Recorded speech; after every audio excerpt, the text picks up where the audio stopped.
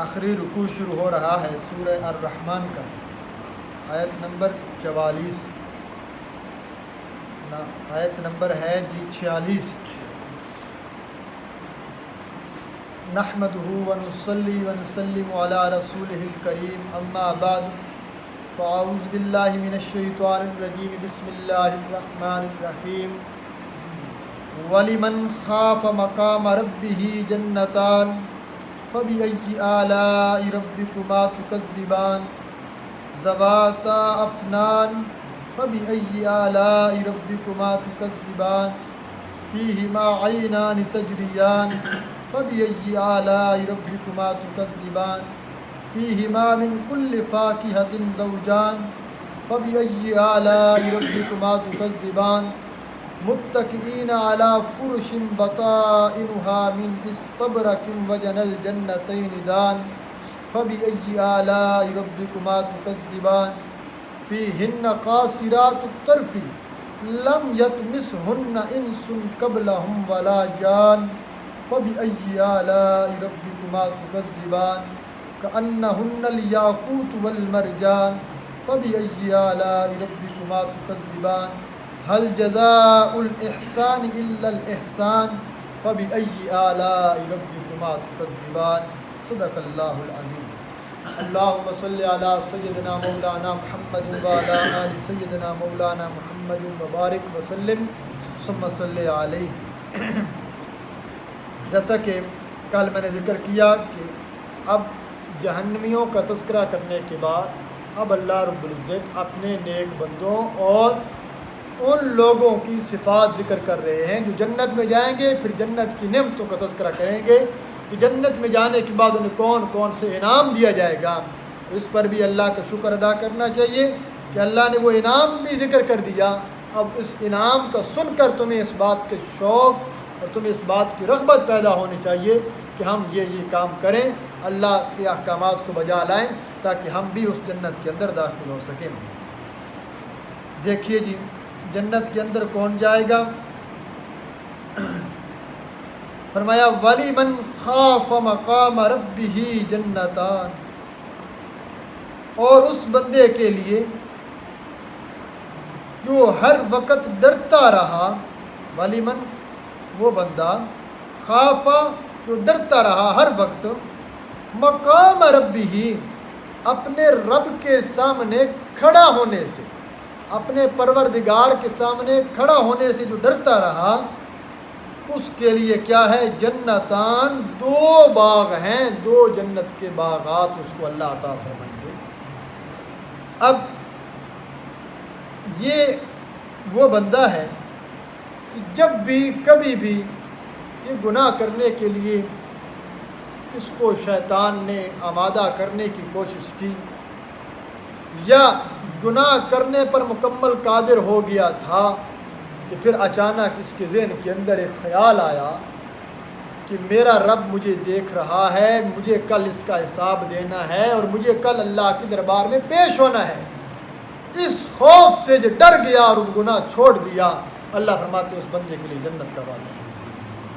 مشہور حدیث، وہ 3 بندوں کا جو واقعہ غار میں پھنس گئے تھے اور پھر انہوں نے اپنے اپنے نیک اعمال کا وسیلہ پیش کیا تھا، اللہ کے سامنے دعا کی تھی، تو ان میں سے ایک بندہ وہ بھی تھا کہ جس نے یہ کہا مولا تو اچھی طرح جانتا ہے کہ ایک مرتبہ میری چچا زاد جو بہن تھی، یہ لڑکی تھی، کہ کوئی خاتون جو مجھ سے پیسے لینے کے لیے آئی کسی مجبوری میں، اس سے میں نے گناہ کی دعوت دی، وہ واپس چلی گئی، پھر بالآخر مجبور ہو کر جب وہ قائل ہو گئی اور جب میں مکمل اختیار رکھتا تھا کہ میں اس کے ساتھ گناہ کر لیتا، زنا کر لیتا، اس وقت اس نے مجھے کہا تھا کہ اللہ سے ڈر جا مولا، اس وقت سوائے تیرے خوف کی اور کوئی خوف نہیں تھا، تیرے خوف کی وجہ سے میں نے اس کو چھوڑ دیا تھا، مولا اگر مجھے میرا یہ عمل تیری بارگاہ میں قبول ہے تو ہم سے اس پتھر کو دور کر دے۔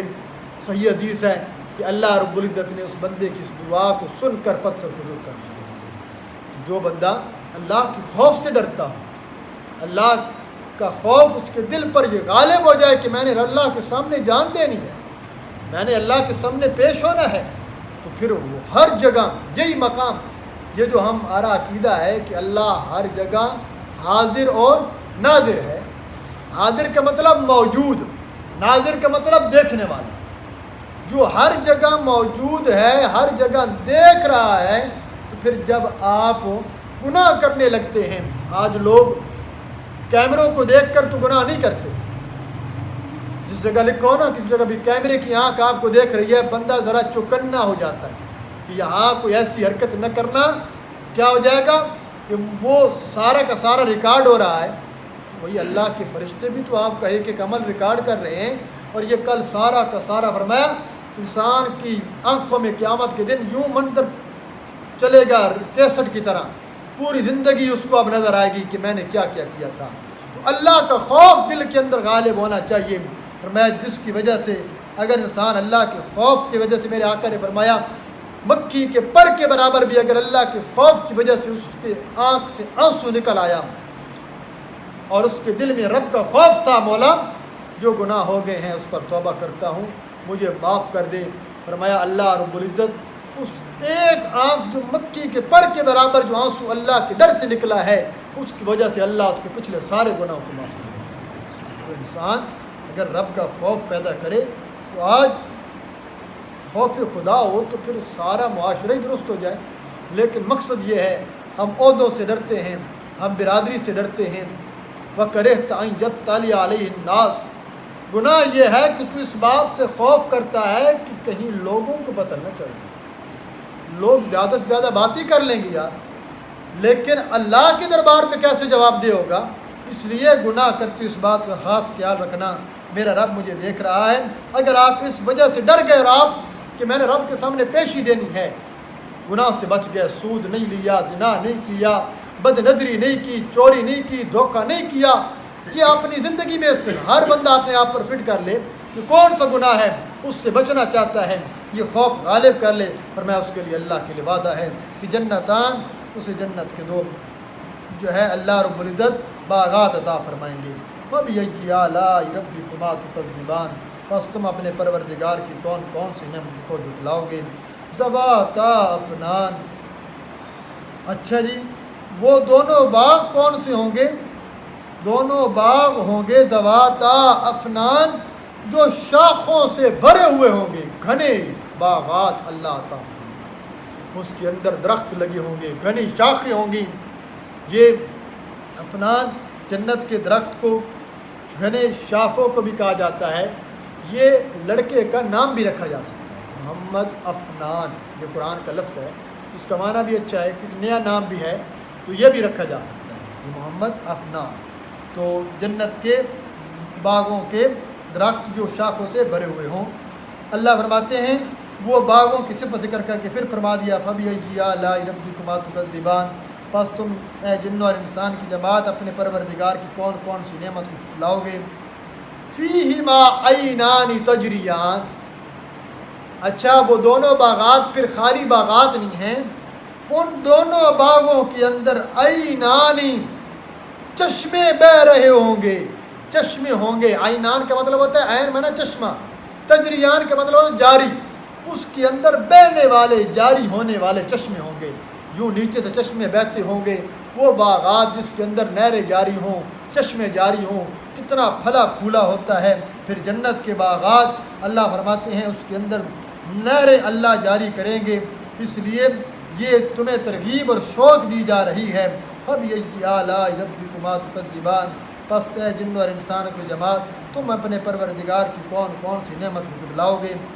فِيهِمَا مِن كُلِّ فَاكِهَةٍ زَوْجَانِ، یہ ساری باغات کی وصفیں آ رہی ہیں، ان کے اندر ہر قسم کے میوے سے دو دو قسم جو جوڑا جوڑا ہوگا، ان باغات کے اندر من کل فاکیۃ، ہر قسم کے میوے میں سے زوجان، جوڑا جوڑا اللہ عطا کرے گا۔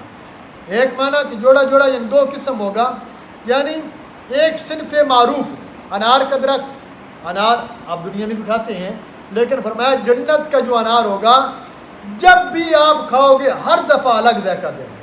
اللہ نے جنت کے پھلوں کے اندر یہ چاشنی رکھی ہے، یہ مزہ رکھا ہے، ہر دفعہ فرمایا کھانے پر اس کے اوپر فرمایا الگ ذائقہ اور الگ لذت محسوس ہوگی.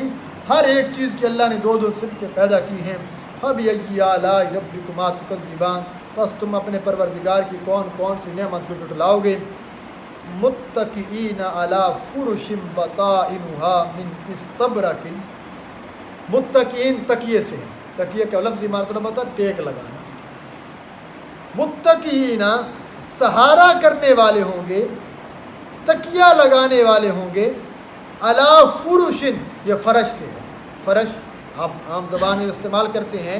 تکیہ لگانے والے ہوں گے, سہارا کرنے والے ہوں گے اوپر ایسے بستروں کے. فرش کا مطلب یہ ہوتا ہے بستر اور بچھونا, یعنی جس کے اوپر ٹیک لگائی جا رہی. ایسے بستروں پر تکیے لگانے والے ہوں گے. بطائنها من استبرق ایسے فرشوں پر وہ تکیہ لگائیں گے. بطائنها کہ جن کے بستر جو ہیں نا من استبرق وہ ریشمی مخمل کے ہوں گے. بستر کا وہ حصہ جو زمین کے ساتھ لگا ہوتا ہے نا, اللہ فرماتے ہیں جنتی کو اللہ جو انعام دیں گے پھر اس کے اوپر وہ جو تختوں پر فرشوں پر بیٹھے ہوں گے, نیچے جو بستر ہوگا نا اس کی جو نیچے والی سائڈ ہے گا نا یہ والی طرف بھی موٹے اور مخمل ریشم کی ہوگی جو زمین سے لگی ہوئی طے اتنی خوبصورت ہوگی. جس پر جنتی بیٹھا ہوگا اس کی پھر کیا شان ہے یہ تم اندازہ ہی نہیں کر سکتے. اللہ فرماتے ہیں یہ ہماری میزبانی ہے, یہ ہم ان کو اکرام عطا کریں گے. تکیہ لگانے والے ہوں گے اوپر فرشوں کے, ایسے فرشوں پر جن کے بستر دبیز ریشم کے ہوں گے, موٹے ریشم کے ہوں گے. وَجَنَ الْجَنَّتَيْنِ دَانٍ اور وہ دونوں باغوں کے پھل جھک رہے ہوں گے. وَجَنَ الْجَنَّتَيْنِ دَانٍ ان دونوں باغوں کے پھل دان جھکنے والے ہوں گے کہ یوں جنتی کو اوپر نہیں چڑھنا پڑے گا, یوں نیچے ہاتھ کرے گا وہ اس کے ہاتھوں کے اندر پھل آتے چلے جائیں گے, کھاتا چلا جائے گا. اللہ فرماتے ہیں یہ ساری کھڑے بیٹھے لیٹے ہر حالت میں مشقت نہیں کرنی پڑے گی جنتی کو, وہ جنت کا پھل اس کو نصیب ہو جائے گا. اللہم اجعلنا منہم. تو فرمایا کہ یہ ان کو اللہ یہ شوق دلا رہے ہیں, یہ جنتیوں کو نعمتیں دی جائیں گی. فَبِأَيِّ آلَاءِ رَبِّكُمَا تُكَذِّبَانِ بس تم اپنے پروردگار کی کون کون سی نعمتوں کو جھٹلاؤ گے. اب اگلا وصف یہ تو تھا باغات کی حد تک سیرت. اب بیان حسن سیرت کا بیان آ رہا ہے. اچھی سیرت جو اس وقت جو جنت میں نعمتیں ملیں گی اس کے اندر فرمایا فیہن جنتی کو باغات دیے جائیں گے, پھر بستر لگائے جائیں گے. پھر فرمایا ان باغات کے اندر اس جنت کے اندر قاصرات الطرف نیچی نگاہوں والی حوریں اور بیویاں اللہ عطا کرے گا. لم یطمثہن انس قبلہم ولا جان اور وہ کوئی عام حوریں نہیں ہوں گی, عام بیویاں تمہاری نہیں ہوں گی. لم یطمثہن نہیں چھوا ہوگا ان کو کسی انسان نے اس سے پہلے, ولا جان نہ کسی جن نے. تمہارے جس جنتی کو جو حور اور جو بیوی اس جو حور ان کو عطا کی جائے گی اس حور کو اس سے پہلے نہ کسی انسانی آنکھ نے دیکھا ہوگا, نہ کسی انسان نے اس کو چھوا ہوگا, نہ کسی جن نے اس کو دیکھ کر چھوا ہوگا. اللہ فرماتے ہیں ہم ان کو یہ اکرام عطا کریں گے. جنت کی حور کی جو صفت اللہ نے ذکر کی ہے وہ پہلی صفت کیا ذکر کی ہے؟ قاصرات الطرف نیچی نگاہیں رکھنے والی, پاک دامنی کی طرف اشارہ ہے. مومن مرد اور مومن عورتوں کو دنیا میں کہا گیا ہے نا, مومن مرد بھی اپنی آنکھوں کو جھکا کر چلیں. آپ صلی اللہ علیہ وسلم کی سنت اور آپ صلی اللہ علیہ وسلم کا عمل یہی تھا کہ جب بھی چلا کرتے میں نگاہ کو نیچا رکھ کے چلا کرتے. ہاں راستہ اتنا نظر آ رہا, راستے کو آپ دیکھ رہے ہیں, پھر سامنے اگر کسی غیر محرم پہ نگاہ پڑ جائے فرمایا فوراً نیچے نگاہ کو ہٹا لیے جائے. تو جنت کی حوروں کی جو صفات ہے وہ بھی یہ ہے. اللہ فرماتے ہیں یہ حیا کا ایک اعلیٰ درجہ ہوا کرتا ہے کہ نگاہوں کو جھکا کر چلنے والی عورت. یہ تو خوبصورتی ہے, یہی عورت کے اندر جو حیا والی صفت ہے یہی تو اسے فرمایا ایک روایت کے مطابق. ویسے عورت جو ہے نا مرد کے مقابلے میں اس کے اندر شہوت زیادہ ہے, لیکن اس پر اللہ نے حیا کے پردے ڈال دیے ہیں. حیا اگر ختم ہو جائے چاہے مرد میں چاہے عورت میں, فرمایا جب تیرے اندر سے حیا ختم ہو جائے فصنا ما شئت, پھر جو مرضی کرتا رہے, اللہ کو اور اس کے رسول کو تیری کوئی پرواہ نہیں. حیا ہی تو انسان کو ممتاز کرتی ہے۔ الحیاء من الاسلام شعبۃ من، حیا تو اسلام کا شعبہ ہے، حیا کی خاص اہمیت ہے دین کے اندر، یہ حیا ہی ہے۔ ایک ہے طبی حیا، ہر انسان کے اندر ہوتا ہے، ایک فطرتی حیا ہوتا ہے، یہ بھی اچھی چیز ہے۔ ایک ہے شرعی حیا، یعنی جس چیز سے شریعت نے روکا ہے اس چیز سے حیا کرنا۔ آج کیا ہوتا ہے کہ جس چیز سے شریعت نے روکا ہو اس سے تو ہم حیا نہیں کرتے، دین کی بات بتلانے میں ہمیں حیا آتی ہے، مسئلہ پوچھنے میں حیا آتی ہے، حالانکہ کبھی بھی مسئلہ پوچھنے کے اندر، دین کی بات سمجھنے کے اندر کسی قسم کی شرم و حیا نہیں ہونی چاہیے۔ لیکن دنیاوی معاملے میں کبھی حیا نہیں ہوتا، وہاں ہم دھڑلے سے سارے کام کرتے ہیں۔ اس کی ایک چھوٹی سی مثال لے لیجئے، عید گاہ جاتے ہوئے عید والے دن، عید الاضحیٰ پر ایک حکم ہے کہ جب آپ عید گاہ جائیں تو تکبیر کہتے ہوئے جائیں، اللہ اکبر لا الہ الا اللہ واللہ اکبر وللہ الحمد، اونچی آواز میں، جتنی آپ نارمل جہر آواز کے ساتھ۔ اب 95% لوگ نہیں کہتے، وجہ کیا ہے جی؟ لوگ نہیں کہہ رہے تو میں کیسے درمیان میں اکیلا جاؤں گا، مجھے شرم آئے گی۔ بھئی یہاں شرم نہیں کرنی۔ جب اسی طرح نماز کے بعد انہی دنوں کے اندر جو ایام تشریق ہیں، شریعت نے حکم دیا کہ نماز کا سلام پھیرتی آپ اونچی آواز میں تکبیر کہیں۔ اگر کسی بندے کی رکعت رہ گئی ہے، اچھا جو جماعت کے ساتھ ہیں وہ تو اونچی آواز میں کہہ دیتے ہیں، جن کی رکعت رہ جاتی ہے نا، اور وہ بالکل آہستہ آہستہ اندر کہہ دیتے ہیں، وہ شرم آتی ہے۔ یہ شرمانے کا مقام نہیں، جہاں شریعت نے حیا نہیں کیا۔ شریعت کہتی ہے جہاں کھل کر بولیں، تو جہاں شریعت حیا کا کہے، شریعت کہتی ہے غیر محرم کی طرف نہیں دیکھنا، حیا غالب آنا جانے کی، گناہوں کی طرف نہیں دیکھنا، ایسی جگہوں کی طرف نہیں دیکھنا جہاں سے شریعت نے روک دیا، وہاں سے حیا کریں۔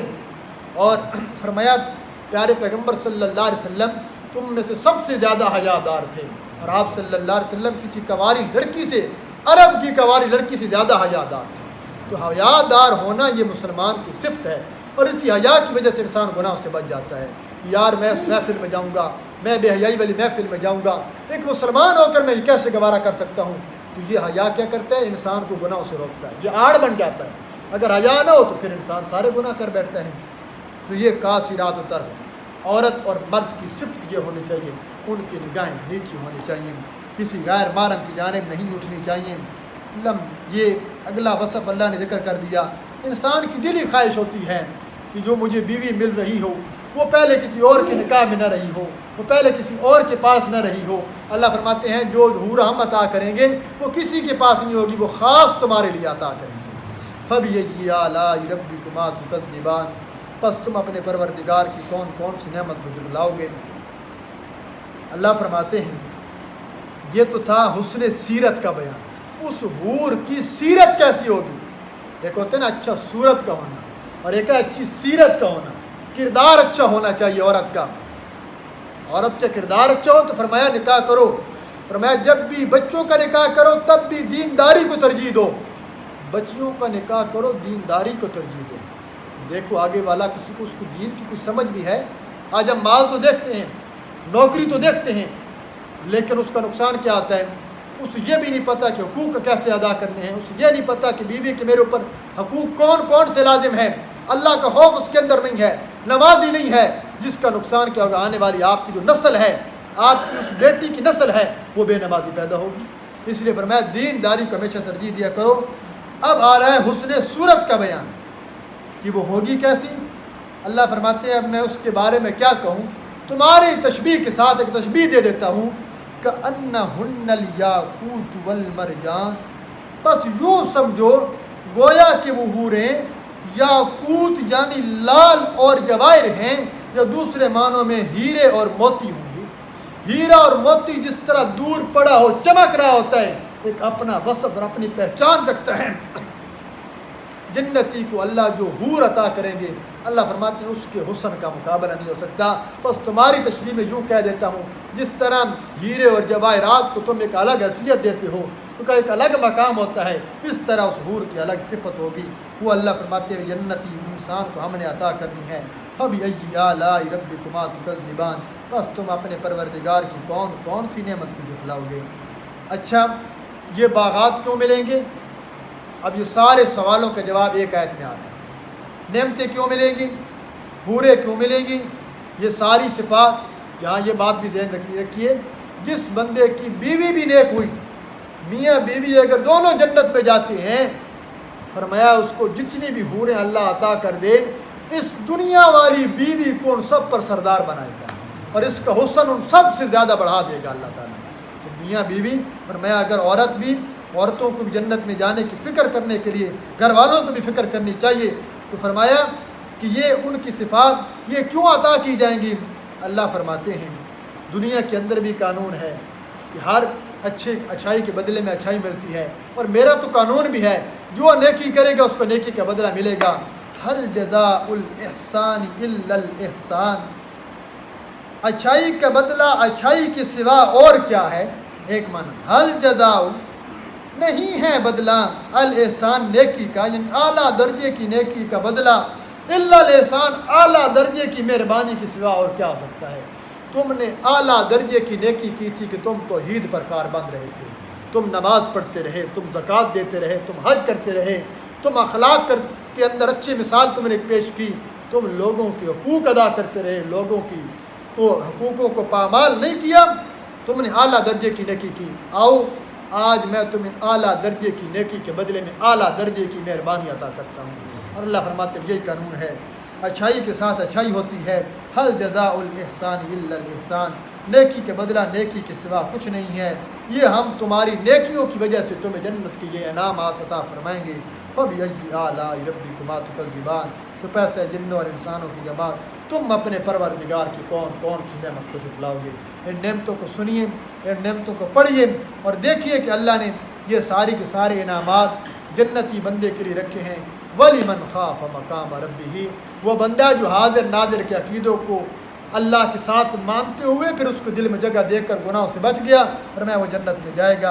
اللہ تعالیٰ سے دعا، اللہ تعالیٰ عمل کی توفیق عطا فرمائے۔